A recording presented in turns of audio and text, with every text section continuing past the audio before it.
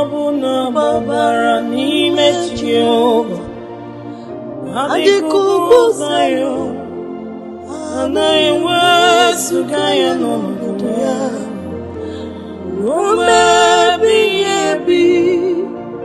Ugwu Zayọn, ugwu Zayọn, otu aka Jehova gbara ndị ogige.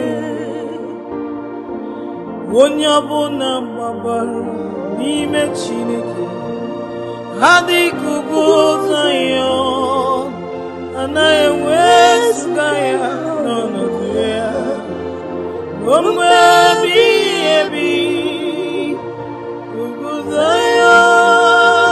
Zayọn, ugwu Zayọn, otu aka Jehova gbara ndị ogige.